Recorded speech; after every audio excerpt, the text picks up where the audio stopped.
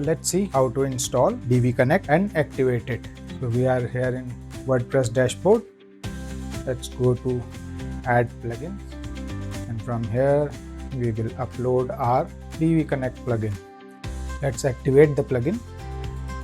And after activation, it takes us to the place where we can put our license. You need to put your license which you got in your email. Now it will ask us if you want to get security and feature updates. You can opt in for yes, or you can say no.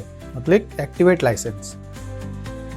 Now you will get a mail where you have to verify your email address. So go to your inbox and activate license from there. Once you have activated it, come back and refresh the page. It should now say Divi Connect Pro and will give you option to install size and scale presets. You can check your license here in account and license. It's professional and active now. So this is how you install your plugin and activate it. Thank you.